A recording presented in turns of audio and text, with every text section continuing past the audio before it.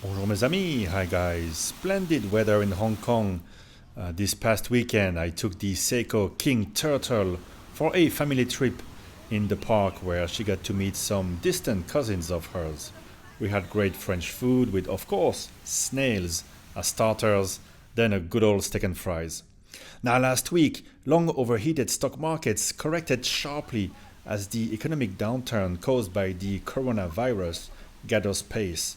China is the main factory of the modern world, so any slowdown can disrupt some industries within weeks.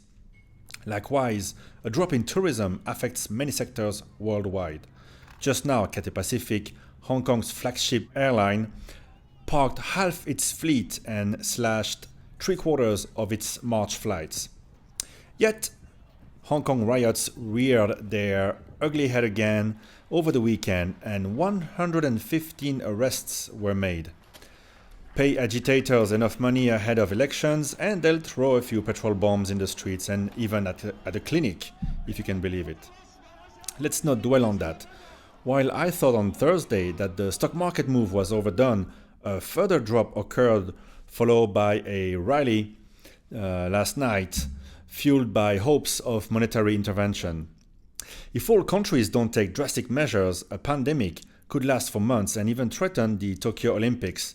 So Switzerland cancelled all big gatherings and therefore all big fairs, including Watches and Wonders and of course Basel World. So what does that mean for brands? Well, by now, so many brands have pulled out of the show that for the majority of us, Rolex, Tudor, and Patek are the show. Other brands will likely suffer from losing that bit of exposure, but the costly, controversial fair is set to come back in January 2021. Will brands release as scheduled? Will they hold their own events this year? Or will they just wait until next year? Speculations are running high. New models are years in the making and there's a lot of financial planning behind them. So it's going to be tricky and we are up for some surprises in the coming weeks. It could be the last push towards burying the large fair model and move towards online releases and special events, something that Rolex excels at anyway with their teaser videos. I just hope they don't tease us for the rest of the year. So, speaking of new Rolex releases, the buzz is on the Submariner more than ever. New movement, slimmer lugs, where else can it go really? In my prediction video from a couple of months ago, I considered an increased size in line with pretty much all the other professional models in the past 10-15 years, which would make the current model keep its value better, because if the new version supplants it in every possible way at the same 40mm size, it would be a bit unusual for the brand that's always managed well to safeguard long-term value of its past models. But according to YouTuber Mark Goldberg's sources, though, 40mm remains. Another interesting video I just saw hinted at a possible change on the Explorer, which I found surprising as I truly don't see how it could be improved. Well, except for the new movement, I suppose. It's a watch meant to be worn every day and the accuracy is already supreme, so what's a longer power reserve going to change really? Some were asking for an Explorer 2 like white dial option, but again, that wouldn't change the fact that the current black dial is the perfect blend of comfort, solidity and looks. Whatever changes, it won't be revolutionary. That we can agree on already. The Explorer 2, in contrast, could be redesigned in so many ways.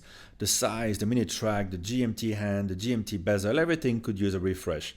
But hey, it's not like you can even find the current version in the shops anyway. So who cares really, and there's really no hurry for Rolex to change anything. I stand by my other predictions. More precious metals, a two-tone Milgauss would be killer, and I definitely see a two-tone Jubilee bracelet black bezel GMT Master 2. Yeah, everyone wants to see the Coke. Sure, it could happen. Frankly, it's ridiculous at this point to even mention it since we can't even put our hands on the Pepsi a full year after the Bad Girl release. It's getting a bit tiring, but the second-hand stocks are really big now from individuals, from second-hand dealers, online dealers.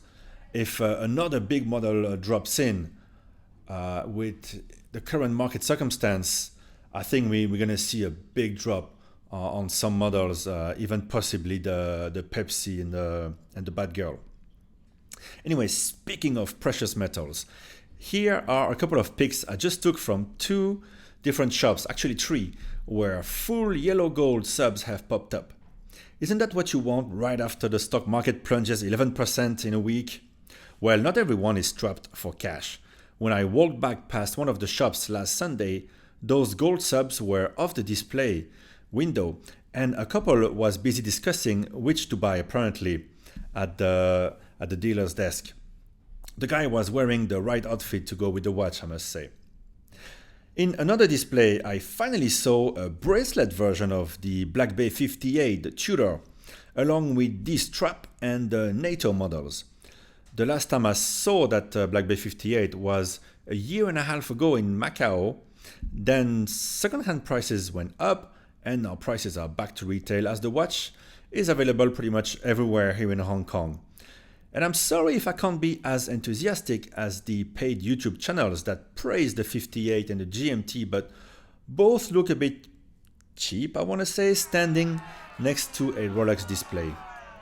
The 58 is quite tiny and the GMT is quite bulky. I think you get what you pay for. They're not the second coming of the Submariner by a long stretch. Now, this weekend was the big event for perpetual calendar owners, as 2020 is a leap year. The best I can show you is how to set the date properly on my longer 1815 annual calendar, not perpetual.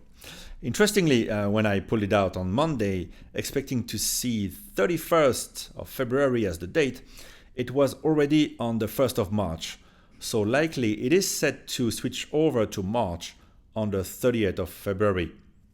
So all I needed to do really is push once on the middle side pusher to have the date move once, while the day, the month and moon phase need not be adjusted, of course. And that was all there is to it. But if that's too much work for you, by no means do spend the extra 20 grand, 30 grand on a perpetual. All right, keep safe because that nasty virus is coming at you, especially if Mike Pence in the US is in charge now. I do wear a mask at times, by the way. Not really for safety purpose, but just to blend in when I go to a shop or public place here in Hong Kong. But really, it's more important to watch what you touch and wash your hands often. All right, see ya.